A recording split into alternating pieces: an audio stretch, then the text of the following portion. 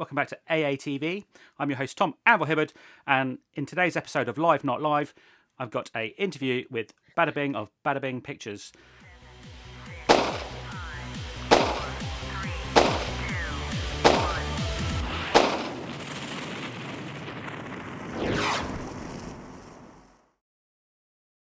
He popped up on one of my live streams, left a comment a while ago, and we've been in touch and we've decided to bring a Q&A session to you.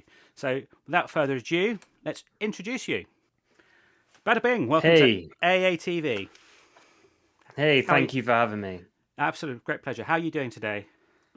Yeah, wonderful, man. It's good to finally get on here and have this platform. It's awesome. I heard there was a bit of an emergency this morning with your beverages. Yeah. I realised that I completely depleted my source of coffee, so I had to go out and pick some up. So we were due to come on here at sort of 12 and get this recorded, and I was like, oh crap, I'm running out of time, so I had to sprint up to Tesco. Here we are. We've got about 5 kilos in our Brexit bunker. Just in case. Really? Yeah, just in case. We've got some Lavazza just in case we ran out of beans, which would have been, for me, an absolute disaster. Yeah. Okay, great. So we asked the community, my Patreons, and on Instagram and on Facebook for some questions. But before we get going, I just want to talk a bit more about Badabing Pictures itself, and almost what led you to start the channel in the first place? Well, I was always kind of into like filming and all that kind of stuff in the past. Starting airsofting so early. I mean, just like you, because you've been doing it for 20 plus years now. Yeah, I'm exactly the same. And I remember taking an old automatic film camera with me in one of my pockets in my tack vest. I mean, this was like just a little bit before digital cameras started to get affordable. Yeah. So I started buying the film and then taking little pictures of our skirmishes. And of course, me and my mates we were sort of like 13, 14, 15 at the time. And I still got all those photographs now, and it's just amazing to see how young we were. Yeah, and we got involved in a team, Lost Pathfinders, and a great bunch of guys, and I sort of like grew up with them. And one of the main guys, Lee Sarge, he had a video camera, and he let me do some bits and pieces in filming and all that kind of thing. And I was always making sort of like little home movies with me and my mates anyway. And it just progressed from there, and to a point where it was about 2012. I thought, yeah, I'll just start up a YouTube channel, see if I can get some gameplay footage, perhaps, or just start doing reviews. Because at that point, I've been sort of playing it for a while. Yeah, I've got a pretty good understanding of what I'm on about, almost. So I thought, yeah, I'll just go and do some YouTube videos and see what happens, and here we are. Okay, so to follow on from that, you're well known for your kind of specialization in gas blowbacks. What led you down that path? Progression from like electric guns, because I was buying different ones over the course of like the 2000s and all that kind of stuff. And they were great, but they were all the same. So you'd start like doing your upgrades and all that kind of jazz, and they still felt the same. No matter how much money you pumped into them, there was still, a sir machine in your hand. And I progressed onto the Systema PTW, which gave you just a little bit more of enhancement. It stops firing when it's empty and all that kind of thing. And the novelty of that held on for a little while. And then the Western Arms M4 came around, roughly 2008, something like that. And just like a small explosion of gas rifles started coming out of Japan and Hong Kong and all that kind of stuff. And I saw the videos when those came out, and I thought, wow, that looks awesome. Really want to get into that. And having gas pistols, along with the AEGs all over these years, so I kind of like had an understanding of them in general, and then it was the right time to move up to gas rifles, and I swapped one of my Systema PTWs with a guy that had an Inakatsu 2009 M4, and that was one of my first gas rifles, and it was terrible. It was terrible. I think I had it for about 3 years, and I only gamed with it for about half an hour. That was Okay, wow. It was only good enough for about half an hour, and I had to work for that. So you've mentioned that you started playing with gas blowback rifles with some of the really early ones that hit the UK. How have you seen those gas blowback rifles in general progress over the last 10 or so years? Yes, when I started playing around with the gas rifles in the winter, they weren't putting down the performance, especially some of the earlier WE ones, and they just weren't very good. And that's probably where all the myths sort of evolved from. Oh, gas rifles, they can't work in the winter, they're rubbish, etc., etc. But then over time they did evolve to a point where they started to become a lot more efficient, and as well you had a lot more choice of gas coming along, so you could progress the grass, you could progress through your gas, use a little bit hotter fuel in your magazines, and then along with managing your magazines properly and making sure you kept them at a good temperature against your body heat, if it's that cold, they generally worked out for you, and it was a lot more viable to use gas rifles. And that's basically it. Just the evolution, just little increment updates. Okay, so Badabing, we were just talking about almost becoming an expert or not becoming an expert. I know I get a load of questions which I'm not an expert about, and I refer them to other people. How do you feel about being kind of called a gas blowback expert, and what do you do with that? Yeah, that's a bit of I'm not an expert at all. I mean, sometimes I have my moments, where I just like come in there with the correct response. But I get messages all the time on Facebook, Instagram, and on YouTube comments with people asking me all these really in-depth things, and why isn't my gun working? It's like, dude, I'm just a guy with a camera, and I just make videos. Yeah. I'm really not an expert, so a lot of the times I refer people to the Heavy Recoil Club Discord server. Just small plug for these guys. So if you got any questions which a lot of us can't sort of answer, the best thing for you to do is actually ask an expert, because I mean, as I said, I just make videos. I try to make videos. Sometimes I can get lucky and I can answer your questions, but sometimes I can't. So I'm not an expert. I'll give it a go, but if I don't know something specific, I will just sort of pass people on to the appropriate places where they can find the answers to their questions. Yeah, it's very similar for me. And I'm absolutely not an expert. I get a lot of teching questions, and I'm not tech. I can work on my own stuff and I can make it run, but I'm not a tech, and I'm certainly not a performance tech. So I tend to have to pass people on to people that actually know what they're talking about. But you don't want to be kind of held responsible just in case you give any sort of like bad sort of advice or anything. So it's better to hand it over to people that actually do this regularly and know exactly what they're talking about. I don't want to be that guy that says, "Oh, Badabing told me to do this and it broke."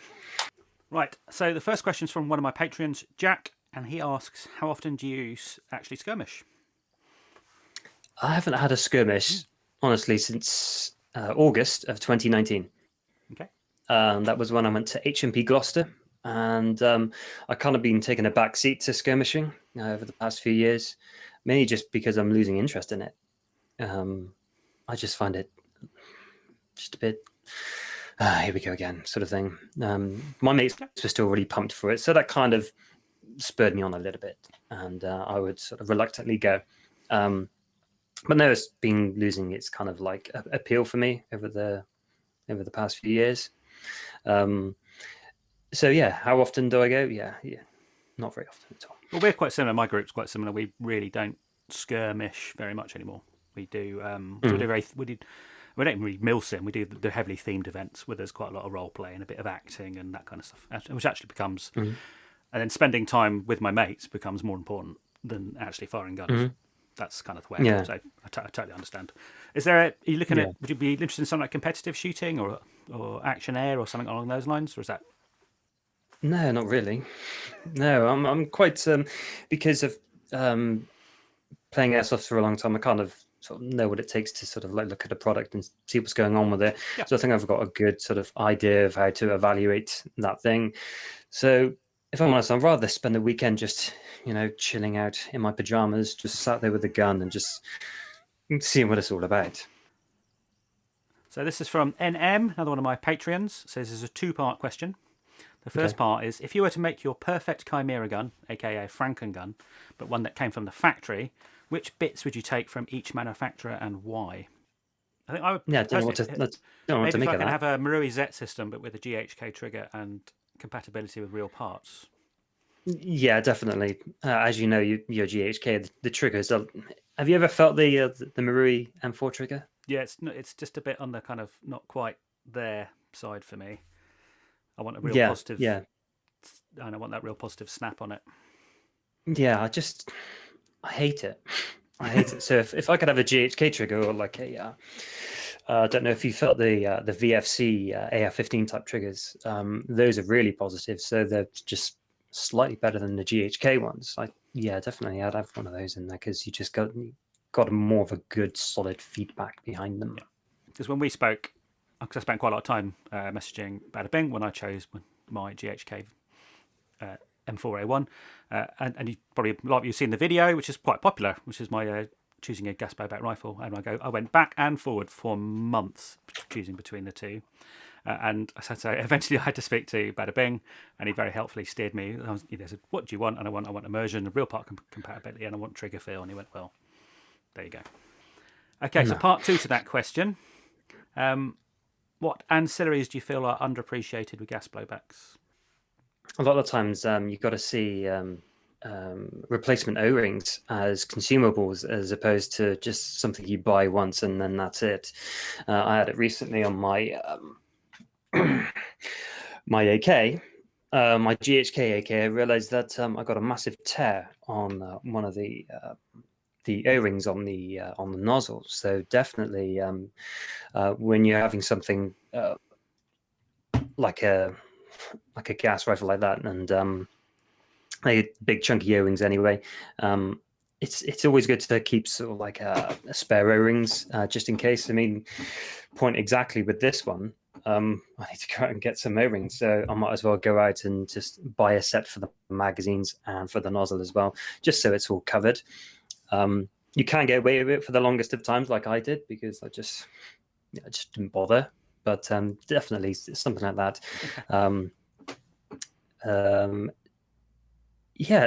Apart from like the regular maintenance kind of stuff, silicone oil, all that kind of jazz, and lubrication for the metal working parts and all that kind of thing. Okay, this is probably the question you probably get a million times. This is Dan from ATRG blog. What is the best gas blowback rifle out of the box, and what is it that makes Marui so good? I suspect you're saying that because he has an MWS himself. Yes, he does. Yeah. Do you know what? When I actually saw that question pop up, and I was thinking, you got that wrong. You say, what is the best GBBR out of the box, and why is it Marui? Yeah. I thought he was going to say that. What is the best GBBR out of the box? Well, if you're looking purely for a gaming gun, the TM is just really tough to beat because the hop-up unit it's magical. And you got the Z system with the really positive bolt lock. You got the bolt carrier moving at 1,000,000 miles an hour, especially when you're running on green gas. That's really tough to beat. And I haven't really come across another GBBR like it apart from the WEG36, and that thing is amazing.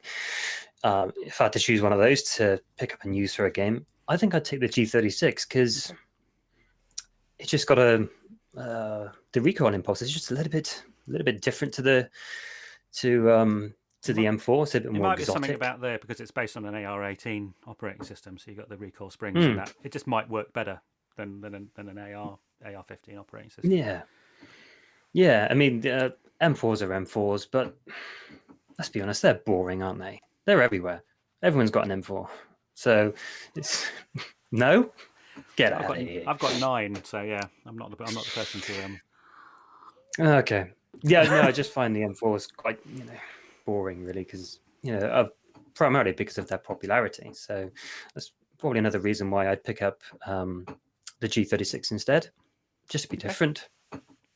I shower in the dark because I like it, because I just go into my zone, and it's just you ever showered in the dark? It's just so peaceful. There's just something. Never showered in the dark. Never showered in the dark. I'll tell you what, give it a go later on tonight, and just let me know how you get on. But I promise you, it's a good time because you're just there, and the hot water's cascading over you, and there's just nothing else quite like it. And yes, it's good. And then before you know it, you've spent half an hour just standing there, and meditative and almost. Yeah, it's just something relaxing about it. After a hard day at work, you just want to, cool. I'm not a bath kind of guy. I'm a shower guy, so I just sort of stand there. I'm definitely a bath guy. Smithy1989 Mac, he says only because he really wants an SR25K, and also wants to Jubilee clip a lower CAC rail to his SD3. So now, question number 1: are VFCs realistically skirmishable out of the box?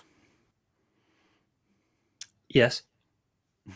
Easy? Yeah, of course you can. I think they've got a bit of reputation of shitting themselves as soon as you pull the trigger. Yeah, most of the time you're right. The last couple of VFCs I've owned were the VFC SD3, as you said there now, and the A5, and they're phenomenal. I'm just even in cold weather. I said that last weekend, and actually dunking the magazines in freezing, snowy sort of conditions and chucking it in a bucket full of water, pulling it out, and it was still managed to empty out the 30 round magazine. The range wasn't very good, but it still worked.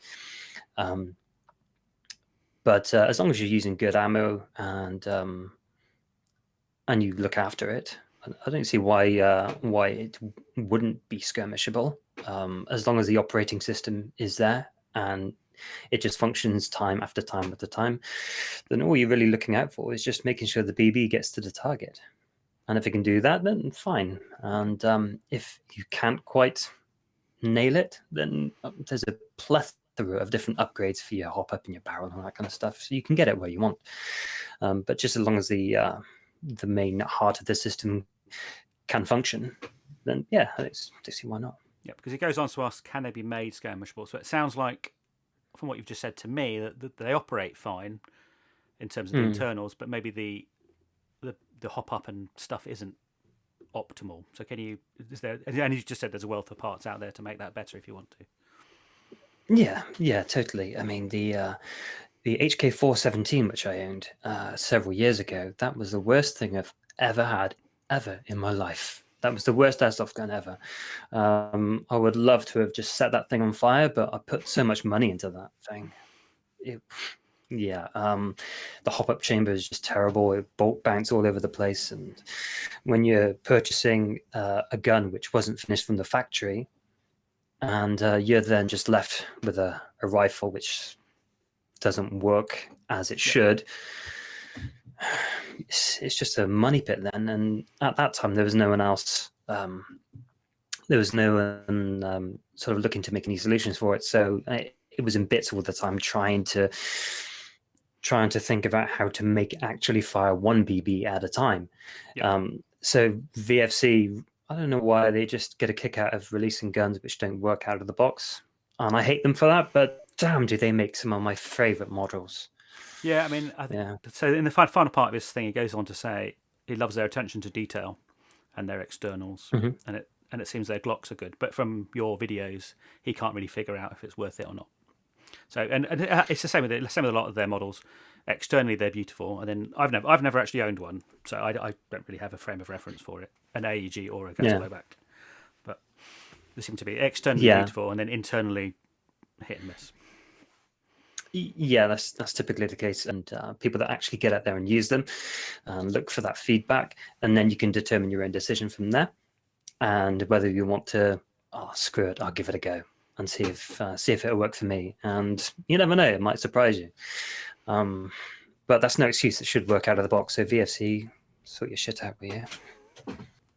Okay, Stu Backer, 117, old friend of mine, asks, what hair care products do both of you use? He's asking for a friend. I suspect he's not asking for a friend, Stu. As most of you know, I don't have any hair up there. I do, however, have a beard. I use Beard Balm by Brighton Beard Company. Okay, small plug. No money, but that's what they don't pay me anything, but that's what I use. And their brush, here we go, lovely. There we go. That's what that's. And then this gets shaved off. The reason I'm wearing a hat is I didn't have time to do it. Fair enough. Yeah, what heck? Well, I'm the same boat. It's all coming off. But on the other hand, it grows really quickly. So mine does. I've got nothing up here, but what does? Like maybe it all gets channeled into the few follicles I've got left or something. Yeah. Thanks, Stu. Stu's in the same boat as us, so he's got. Yeah, I know Stu. Yeah. He's also a big proponent of the WEG36. He is indeed. Yeah. Along with I think he's got a WEMP5K as well. He's definitely a fan of the cock.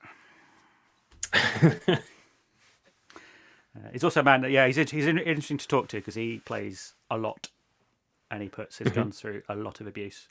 Not abuse, but he fires them a lot. He's actually quite interesting compared to a lot of reviewers I know who don't really fire very much. He fires his guns an awful lot, so I tend to value his perspective on things quite. Particularly being Taiwan, absolutely. Where they can play all the time. Yeah, he's really into his competition as well, I've seen. So yeah, he's just started competition shooting. Yeah. A follow-up question from Stu. Are you going to give up a kidney to get the PSG1 GBBR? Because he's really tempted. But also LAR FOW. Which would you choose? I don't know what I'm getting. Well, the PSG1, it looks amazing. I just watched BB2K, Bruce's unboxing video earlier, and that thing looks stunning. I'd like to, but at the end of the day, it's all about if I've got the budget to allow for it, because it is a very expensive rifle, and I could channel those funds into other things, and literally other things rather than just one thing. I don't know. I'll see. The LAR or the FAL or whatever it is, I'm not really a big fan of them, if I'm honest. So if I had a choice of two, I'd definitely have the PSG one over the FAL. Yeah, it's just personal preference. I prefer the G3 to the FAL. So. Yeah, okay. I'm definitely getting the FAL. So that's go for it, man. Suits my. I know it just suits my 80s, 90s random historical airsoft bent. So that'll be great. African. Go for it, man. Yeah, I hope it works as well. Well, as long as I can get a couple of shots off in a contact and then walk around with it for for the rest of the weekend, I'm quite happy. I'm quite happy. So then it needs to weigh the right amount, and it needs to be steel, and it needs to be. That's why I haven't got one before, because none of the airsoft ones currently made really have the external standard that I'd be happy with. No, yeah, I've seen some of the electric guns, and they a little bit of a letdown externally. So you need that sort of like good steel, receiver. Yeah, and a lot of the sights you can't move and adjust, and it's just not quite right. 46 Templar, Mark, friend of the channel, asks, when it's really cold, does Badabing use an AEG instead? No, because Badabing is staying indoors when it's really cold. Except when he's wearing a vest in his Christmas special. But yeah. Yeah, that was cold. If it's really that cold, I most likely won't be out there playing. I'd probably be sat in a van drinking a cup of coffee or something like that. So no, I'm not that desperate to keep on playing if it's that cold and I have to use an AEG. So no. Sam Martin 343, will you be making a TM MP7 GBB video? I haven't planned on making one. No, I owned one years ago, and a friend of mine convinced me to sell it to him. And then that was the end of my relationship with the TM MP7. It was awesome. I used it several times on the field. CQB, it was just dynamite. It was the perfect CQB gas blowback SMG. It was on it. I zeroed my old EOTech 512, and that thing was just boop. You just pop around a corner and just point and click. That's all you had to do, and it was awesome. But I don't see me doing a review on it anytime soon. Ricky Wells asks a 3-part question. First part, what's the most efficient gas M4 mag? I'm not sure what Ricky means by efficient. I'm assuming he means efficiency normally comes over as how many shots can I get out of it. Yeah. I have really good luck with the GHK M4 mags. They seem to hold enough gas for you to do several sort of mag fills. But really, you shouldn't really be pushing the magazine that much. I mean, every time you get a chance to get back to the safe zone and reload, it's best to top up your gas, but not put too much gas into those magazines, because too much liquid gas in a mag is just no good for it. So the GHK M4 mags, I watched a video. I found a video from a while ago, actually. I think either Simoon or GHK themselves put it out, showing how much you should fill a magazine. And they showed the differences in efficiency between a mag filled with 4 or 5 seconds worth of gas and 10 seconds worth of gas. And contrary to, I think, what a lot of people would think, the mag with more gas in it was nowhere near as good as the mag with less gas in it. The pressure equalisation between the vapour and the liquid was just didn't work very well. Yeah, I mean, how do you feel about your GHK M4? How have you been getting on with that one? I've managed to. I did a chrono test with that, and I got 120 shots out of a 5-second fill. Okay. This is in the summer, and it was dying. Yeah. It was dying, but it's fine. In a normal skirmish, I would probably 2 mags, and I'm fine. And then I would go and I'd go and refill it up again. But again, I don't fill it to capacity, and it works fine. If it's spewing gas all over the place, then it's overfilled. Yeah. But I've never had a problem with them. I don't get it. And as you say about the cold weather stuff, it doesn't really bother me, because if I only get 30 shots out of it, well, that's all I need, because then I'm reloading. And I'm not a person that's going to be bombing up my gas mags. I'm not taking a gas cylinder and extra BBs out of me. I like running out of ammo. I like the immersion of only having 150 BBs loaded, and every single BB really mattering. And that makes, for me, that's partly why it keeps me playing, because that's an added challenge rather than carrying. I used to go out with 10 high caps, 10, 15 years ago, and have 3,000 BBs on me and just spray the place. It's just not interesting anymore for me. I like the challenge of having a shot. I was exactly the same. Yeah. So they've been fine. The only thing with GHK I've had is feed lip issues. Okay. And again, a lot of people.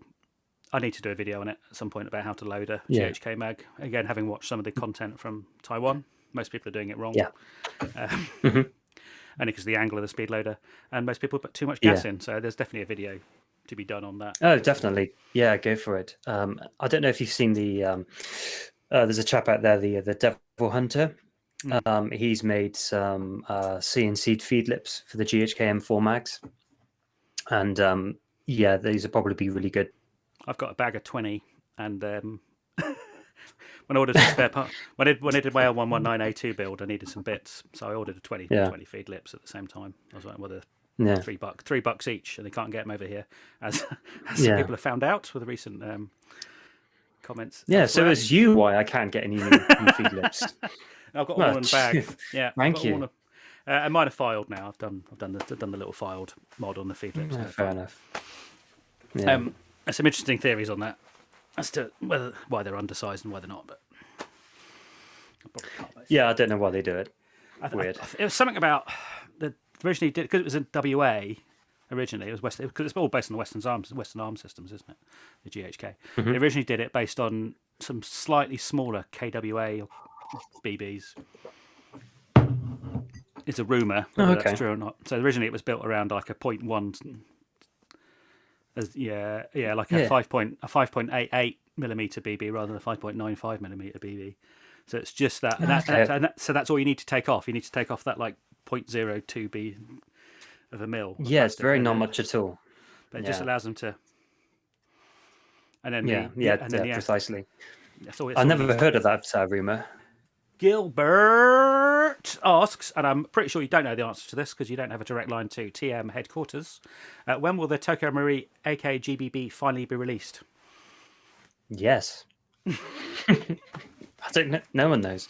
No one outside Japan knows, I don't think. So they play their cards like quite close to their chest. So it'll be out when it'll be out, and I think the best thing to do if you're looking to purchase one of those things is just keep an eye out on some of the Japanese websites and Japanese retailer Facebook groups, Facebook pages, and stuff like that. Keep an eye on there because that's your best source of information from the land of the rising sun. So keep an eye on there, and it's a good tip off. So yeah. But they tend to release stuff when it's ready. Is the other thing. Yeah, so that's exactly the M4Z right. Yeah. NWS system was delayed for a long time because they wanted to get it right. Yeah, totally, and it worked. It worked out. Yeah, exactly. And everyone thought, oh, it's too much of a complicated system to be any good. But look at it now. It's one of the top tier GBIs you can buy, and so much aftermarket support is real. I think that's one of the maybe things we should have touched on earlier. Is aftermarket support's really important. What you said about ancillaries, maybe choosing a system which has a lot of aftermarket support and spares availability for it. Yeah, I mean, you can tell how good a GBBR is by the amount of aftermarket support they have for it.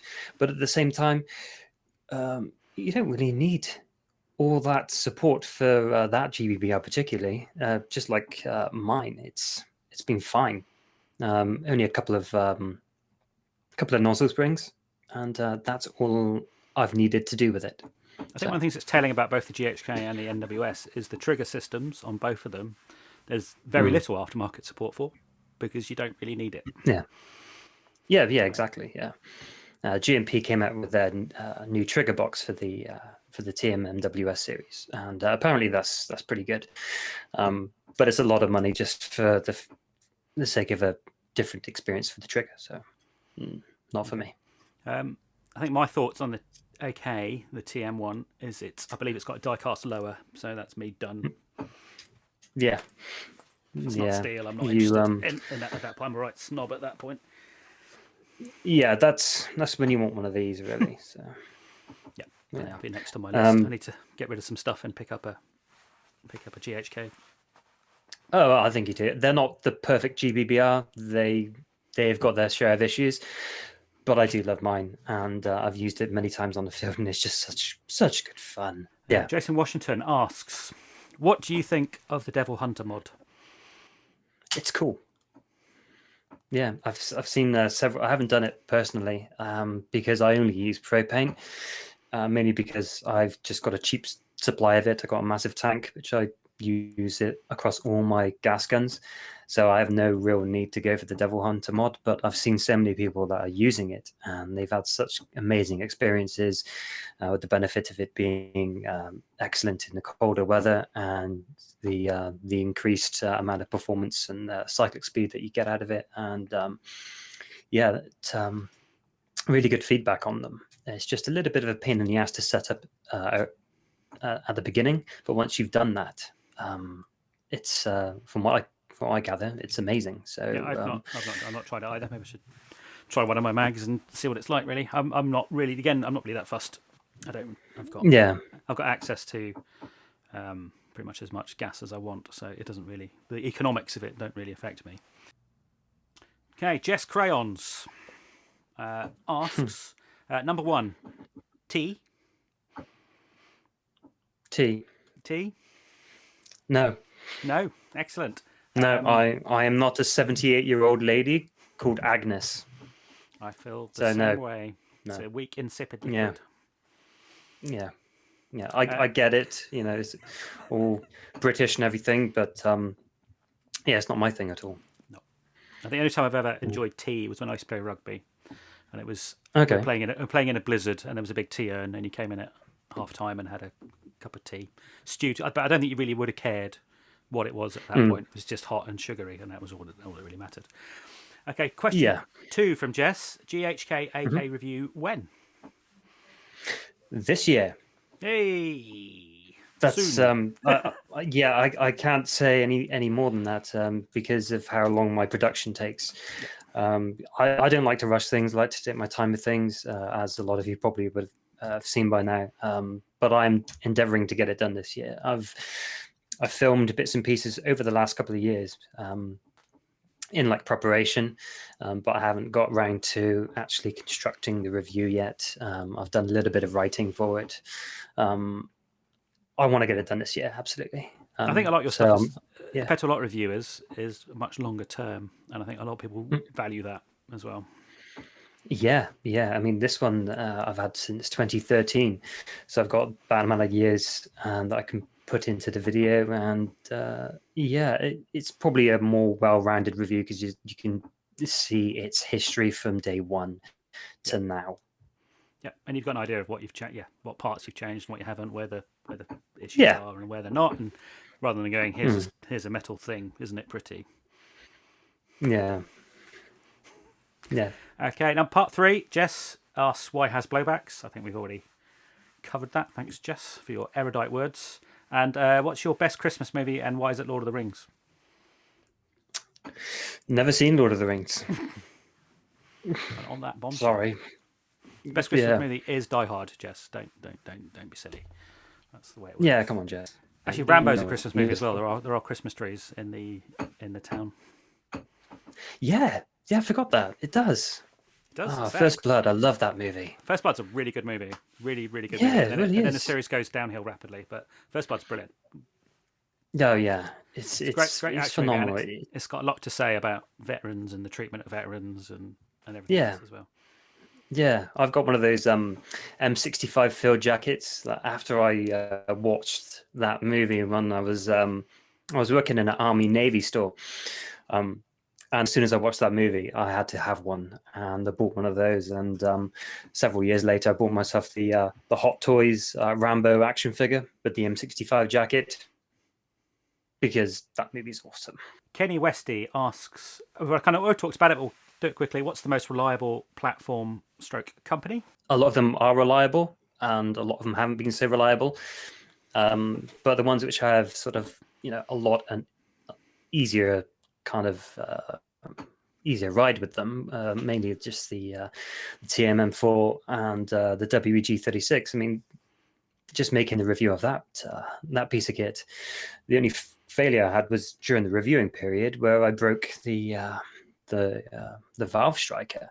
That's the only critical failure that I actually had on that thing. So that's been phenomenal, and that's WE, and apparently WE is terrible. Apparently. Do you use or take spare bolt carriers and nozzles to games? Or did yes. You back in the day? I did. At one time, I've actually got some gameplay footage, like pretty much the only gameplay footage on my channel, where I was using the WE416. And just in case, before I went to this event at Kerpil Down, I thought maybe it's a good idea to bring a spare bolt carrier. And it turns out that was a good idea, because the gas key in the top just completely sheared off and jammed up the rifle. So that was I've seen that happen a good idea. A couple of 1990s games as well. The gas key on a WE has sheared off a couple of people's guns, and they've had to take the buffer, unscrew the buffer tube, and all sorts of stuff to get the. We laughed. We laughed. Yeah, and you just feel so embarrassed. All the AEG guys are like, "Oh, look at you, you loser, and your gas gun," and you just like do the walk of shame. Yeah. But apart from that, no, I've never had the need to carry that particular kind of spare parts with me, because they just kind of work with the ones which I've used post. Yeah. Okay. And finally for him, what's your all-round favourite GBBR for immersion-based play? My AKM. Okay. It just gives me the it's my favorite to play with, because it's a rebel gun, really, isn't it? And AK guys know how to have fun, don't they? They do. It's definitely particularly in a big organised game, and you're playing even an semi-organised Op4, you do get a chance to cause some havoc, which can be quite hilarious.